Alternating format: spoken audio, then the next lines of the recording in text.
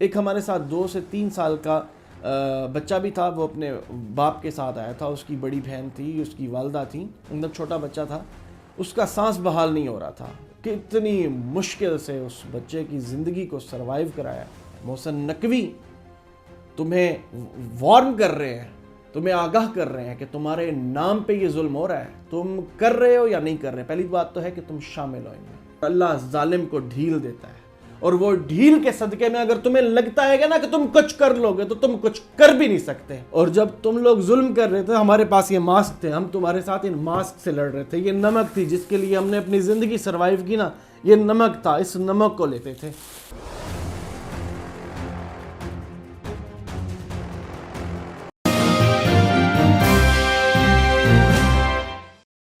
اعوذ باللہ من الشیطان الرجیم، بسم اللہ الرحمن الرحیم. درود و سلام ہو محمد وآل محمد پر. میں ہوں سید حماد حسن اور آپ دیکھ رہے ہیں نقوی پوائنٹ آف ویو.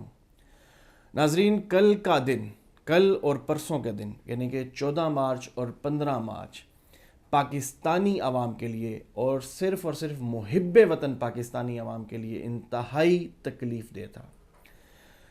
اس دن کو یعنی کہ 15 مارچ کو اول تو پاکستانیوں کو بلکہ عالم اسلام کو بہت اچھے طریقے سے سیلیبریٹ کرنا چاہیے تھا کہ ایک ایسا شخص جس کا نام عمران خان ہے، اس شخص نے اسلاموفوبیا کے حوالے سے کل یہ دن اقوام متحدہ میں منظور کروایا تھا. اس دن کو بہت اچھے طریقے سے پاکستان کو، پاکستانی عوام کو، بلکہ پاکستان کی اسٹیبلشمنٹ کو بھی منانا چاہیے تھا کہ ایک اسلام سے ریلیٹڈ ایک کامیابی تھی. یعنی کہ صرف پاکستان سے ریلیٹڈ نہیں تھی، وہ اسلام سے ریلیٹڈ کامیابی تھی. اور وہ عمران خان جو وزیر اعظم پاکستان تھا 2018 سے لے کے 2021 9 اپریل تک، اس شخص نے اس دن کو یعنی کہ قبول کروایا، منوایا، ان لوگوں کے آگے منوایا کہ جو لوگ ہمارے اسلام کی، ہمارے پیارے نبی حضرت محمد مصطفیٰ صلی اللہ علیہ وآلہ وسلم کی توہین کرتے تھے اور اس پہ فخر محسوس کرتے تھے. بلکہ اس چیز کو ان لوگوں نے وتیرہ بنا دیا تھا کہ آئے روز بے حرمتی ہوتی تھی.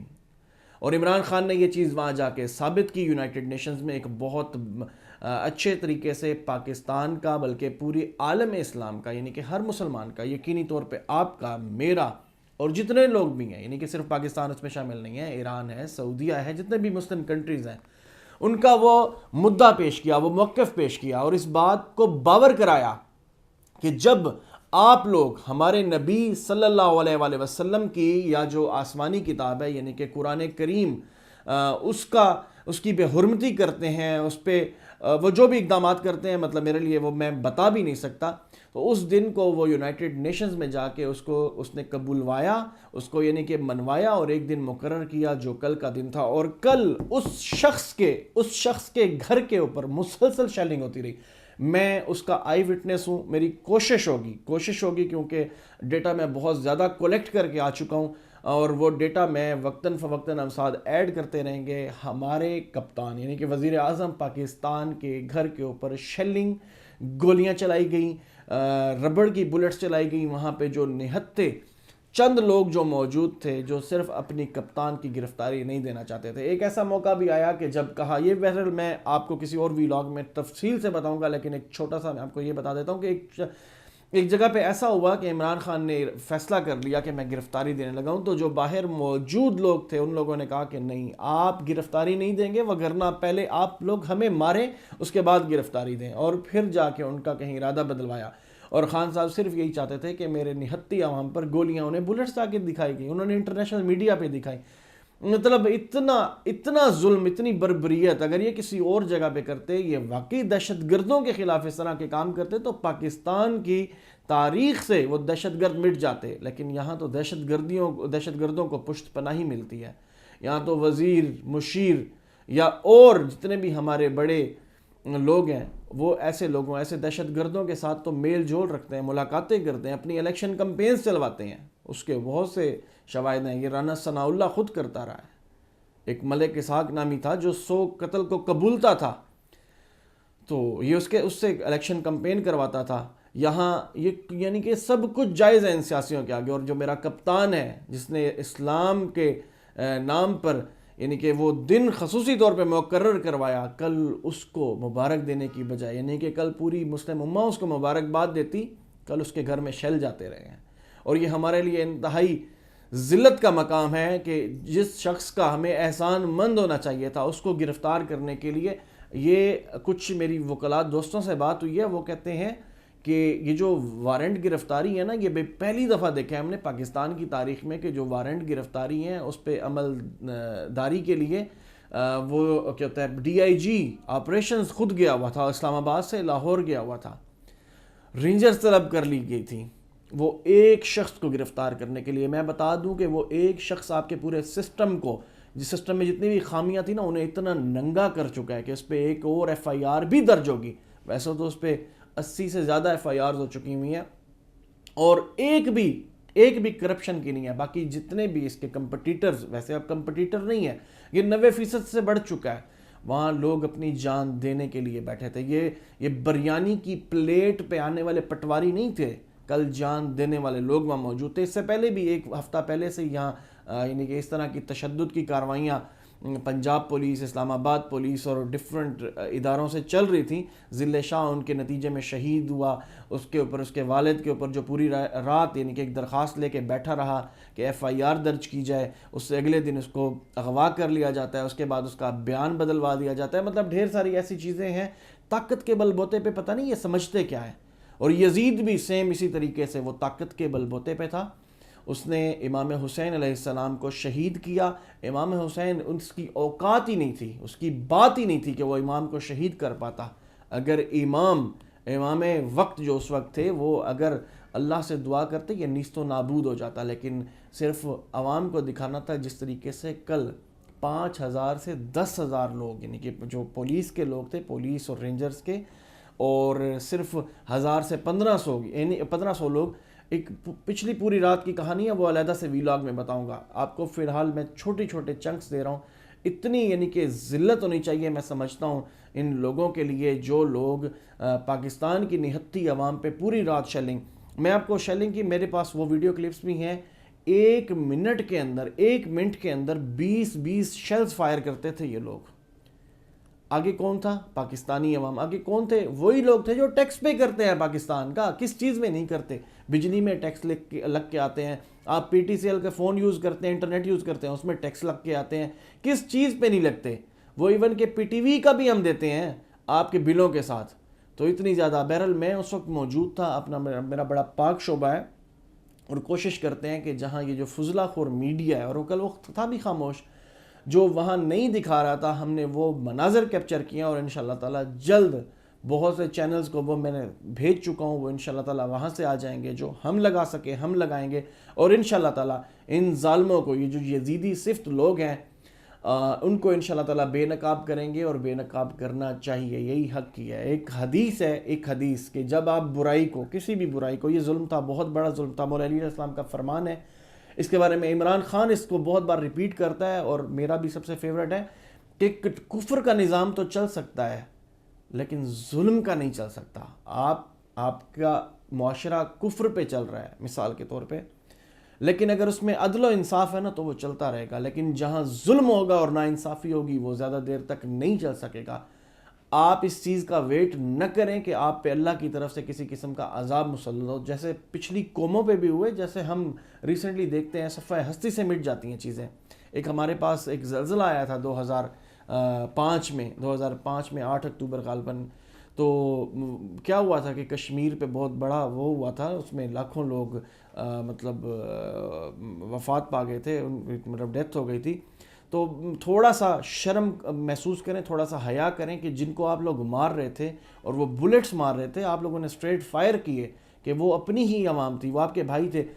کل ایک پولیس والے کو ہمارے سامنے، میں اپنی میڈیا کی کوریج کر رہا تھا اور ہمارے سامنے ایک پولیس والے کو پکڑا، لیکن اس کو لڑکے چھوڑ کے آئے ان کے ساتھیوں کی طرف کہ جاؤ تم بھی ہم پہ جا کے شیلنگ کا شوق پورا کر لو، لیکن ہم تمہیں کچھ نہیں کہتے کہ تم پاکستانی ہو اور تم کسی کا آرڈر اوبے کر رہے ہو، تمہاری اپنی اوقات ہی نہیں ہے. تم تو وہ ہو، تم تو ہر زہریلا اور ہر برا کام کرو گے ان لوگوں کی ضد اور انا کی تسکین کے لیے. لیکن ہم پاکستانی ہیں، ہم تم سے محبت کرتے ہیں، ہم اپنے اداروں سے محبت کرتے ہیں، ہم اپنے سپاہیوں سے محبت کرتے ہیں۔ انتہا کا میں آپ کو وہ مناظر دکھاؤں گا انشاءاللہ تعالی نیکسٹ ویلاگ میں آپ کو ضرور، اور انتہائی اہم میرے پاس ویڈیوز ہیں جو وہاں کے لوگ کہہ رہے تھے، اور یہ ان لوگوں کو نہیں کہنا چاہیے تھا، لیکن حکومت نے اتنا ان کو زد و کوب کیا، ان پہ اتنا ان کو ہریس کیا، ان کو اتنا پریشان کیا، لوگ اپنے ماؤں بہنوں بیٹیوں بچوں کے ساتھ، ایک ہمارے ساتھ 2 سے 3 سال کا بچہ بھی تھا، وہ اپنے باپ کے ساتھ آیا تھا، اس کی بڑی بہن تھی، اس کی والدہ تھی، مطلب چھوٹا بچہ تھا، اس کا سانس بحال نہیں ہو رہا تھا، کتنی مشکل سے اس بچے کی زندگی کو سروائیو کرایا۔ یہ آپ لوگ نہیں سمجھ سکتے، کیونکہ جو یزیدی صفت ہوتا ہے نا، اس کو 6 ماہ کا اصغر نظر نہیں آتا، اس کو اپنا تخت و تاج نظر آتا ہے، اور وہ تخت و تاج فقط کچھ وقت کا مہمان ہے۔ محسن نقوی تمہیں وارن کر رہے ہیں، تمہیں آگاہ کر رہے ہیں کہ تمہارے نام پہ یہ ظلم ہو رہا ہے، تم کر رہے ہو یا نہیں کر رہے۔ پہلی بات تو ہے کہ تم شامل ہو ان میں، لیکن یہ تمہارے نام پہ ظلم ہو رہا ہے، تمہیں اس کا حساب دینا ہوگا۔ اگر تم یہ سمجھتے ہو کہ تمہیں کوئی طاقتور شخصیات بچا لیں گی وقتی طور پہ، تو ہو سکتا ہے کہ تم بچ جاؤ، لیکن خدا کی پکڑ جو ہے نا وہ بہت ظالم ہے۔ تم ایسے گرفت میں آؤ گے کہ تمہارے ذلت کے سوا تمہاری زندگی میں کچھ نہیں بچے گا۔ اپنے لیے کچھ کر لو، تمہارے نام کے ساتھ ایک نام محسن جڑا ہوا ہے، جس کی تم تھوڑی سی کر لو۔ لوگ نہیں کر رہے، لیکن تمہیں وارن کر رہے ہیں کہ تم اپنے نام کی لاج رکھ لو، وگرنہ یزید کا بھی نام و نشان نہیں ہے تو نام و نشان تمہارا بھی نہیں رہ جانا۔ اور طاقتور شخصیات جو ہے نا وہ کسی کو بھی نہیں بچا سکتی۔ اگر وہ مجھے بھی کچھ کرے تو کیا کر لے گی یار؟ طاقتور شخصیات مجھے مار دے گی، مجھے قتل کر دے گی، مجھے پکڑ لے گی، میرا گھر جلا دے گی، میرے گھر والوں کو مار دے گی، کیا کرے گی؟ ویڈیوز بنا لے گی، کیا کر لے گی؟ یہ طاقتور شخصیات کچھ بھی نہیں ہے، صرف اللہ کی ذات طاقت ہے، وہی طاقتور ہے اور وہی سارے کام کرتی ہے۔ تم میں کسی میں اوقات نہیں اتنی کہ تم کسی کے لیے کچھ کر سکو۔ ذلت اور عزت کا مالک صرف میرا اللہ ہے، تم لوگوں کی اوقات نہیں ہے۔ سارے کے سارے جو اپنے آپ کو طاقتور سمجھتے ہیں وہ طاقتور نہیں ہیں۔ تمہارا تو اگلا سانس بھی نہیں آئے گا اگر اللہ چاہے تو، اور اگر اللہ نہ چاہے، اور اللہ ظالم کو ڈھیل دیتا ہے، اور وہ ڈھیل کے صدقے میں اگر تمہیں لگتا ہے نا کہ تم کچھ کر لو گے تو تم کچھ کر بھی نہیں سکتے۔ بس ابھی فی الحال جتنی بھی چیزیں ہیں میں آپ کو نیکسٹ ویلاگ میں بتاؤں گا۔ فی الحال یہ میں آپ کو ایک چھوٹا سا دے دیتا ہوں، یہ ماسک تھے ہمارے پاس کوریج کے دوران بھی، اور جب تم لوگ ظلم کر رہے تھے ہمارے پاس یہ ماسک تھے، ہم تمہارے ساتھ ان ماسک سے لڑ رہے تھے۔ یہ نمک تھی جس کے لیے ہم نے اپنی زندگی سروائیو کی نا، یہ نمک تھا، اس نمک کو لیتے تھے، اور ہم نے شیلنگ کو برداشت کیا، تمہارے ظلم کو برداشت کیا، اور تمہارے ظلم کو ہم برداشت کرتے رہیں گے۔ ہم آئین و قانون سے بھی نہیں ہٹیں گے، اور ہم کوئی ایسا قدم بھی نہیں اٹھائیں گے جس سے ہمارے ہاتھ پہ تمہارے خدا نہ خواستہ ہم تمہیں کچھ کر دیں۔ تم ہمارے پاکستانی بھائیوں، پولیس والوں کی بات کر رہا ہوں میں، وہاں کی رینجرز کی بات کر رہا ہوں، اوبے آپ ضرور کریں، لیکن ہر آئینی کام اوبے کریں۔ لوگوں کو مارنا کیا ہوتا ہے یار؟ ایک بندے کو پکڑنے کے لیے تم گئے ہو، اس کے لیے یہ ہے کہ تم 100 بندوں کو کچل کے جاؤ گے، یا تم 1000-1500 بندوں کو کچل کے جاؤ گے؟ جب وہ بندہ ایک دفعہ کہہ چکا ہے کہ میں 18 کو پیش ہو جاؤں گا، پھر کیا ضرورت ہے؟ یہاں رانا ثناء اللہ، وہ دہشت گرد، وہ ہیروئنچی، وہ سمگلر، اس کے بھی وارنٹ گرفتاری جاری ہوئے ہیں، لیکن اس کو تم نے کیا کیا ہے؟ وہ آزادانہ طور پہ جلسے کر رہا ہے، ہر جگہ پہ وہ کس طرح کی باتیں کرتا ہے۔ وہ کہتا ہے عمران خان کو یہ فتنہ ہے، اس کو کچل دو، کچلنے تک کی باتیں کر رہے ہیں، تمہیں حیا بھی نہیں ہے۔ میں اس وقت پاکستان کی معزز عدلیہ سے یہ بات کروں گا، آپ قاضی ہیں، آپ عدالت لگائے بیٹھے ہیں، اللہ نے آپ پہ بہت بڑا فرض دیا، آپ کو سپرد کیا ہے۔ اگر آپ فیصلہ جات کسی کے پریشر میں آ کے کریں گے تو آپ کی آخرت بھی اچھی نہیں ہونے والی۔ خدا را آزاد فیصلے کریں۔ میں اپنے عدلیہ سے اور میں چیف آف آرمی سٹاف سے یہ ملتمس ہوں، ہاتھ جوڑ کر ملتمس ہوں کہ خدا را پاکستانی عوام پہ رحم کریں، جو بھی عدل و انصاف ہے ہر اس چیز کو پورا کر کے عدل کیا جائے۔ ایک سابق وزیر اعظم ہے، اگر آپ کو لگتا ہے، آپ کو کیا لگتا ہے اگر اس نے کچھ ایسا کیا ہے تو پھر اس کو اس کی سزا ملنی چاہیے۔ اگر اس نے کوئی غیر آئینی کام کیا ہے، کوئی اس طرح کا کام کیا ہے، کسی کی پسند ناپسند پہ کوئی لندن کے پلان کو وہ فارمولائز کرنے کے لیے یا اس کو پورا کرنے کے لیے ایسا کچھ نہ کریں۔ دوسری بات رہ گئی، چیف آف آرمی سٹاف سے بھی کہوں گا کہ یہ آپ کے اپنے ہی لوگ ہیں، آپ بھی ہمارے لوگ ہیں.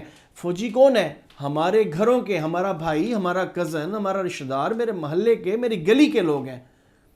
وہی لوگ ہم پہ جب کچھ چلائیں گے تو کیا ان کو نہیں آئے گا؟ ان کو سب کچھ ہوتا ہے، وہ آرڈرز اوبے کر رہے ہوتے ہیں. خدا را اس امریکن پلان کو ختم کریں، پاکستان کے لیے یکجا ہو کر، اور جو چور ڈاکو لٹیرے ہیں ان کو کیفر کردار تک پہنچائیں، ان کو پہنچانا ہوگا. وگرنہ اس طرح وہ مسلط، وہ جو ایک وہ شہباز شریف کی تقریر ہے کہ وہ جو ایک کسان کا بیٹا تھا نا، وہ ایون فیلڈ میں اب جا کے رہ رہا ہے 50 روپے کے اسٹامپ پہ. جو آئین شکن ہیں، جو بھاگے ہوئے ہیں، جو بھگوڑے ہیں نا اس ملک سے فرار، جنہوں نے اختیار کیا، ان کو جا کے پکڑیں، ان کو لے کر آئیں اور ان کو کٹہرے میں صرف نہ کھڑا کریں. جب سزا ان پہ یعنی کہ ثابت ہو جائے نا تو ان کو تختہ دار پہ لٹکائیں تاکہ یہ اگزامپل بنے اور ہمارا ملک واقعی آگے جا سکے اپنے پاکستان کی خاطر. بہت شکریہ، جزاکم اللہ. ملتے ہیں انشاءاللہ نیکسٹ ولاگز میں بہت امپورٹنٹ انفارمیشن کے ساتھ. اللہ حافظ.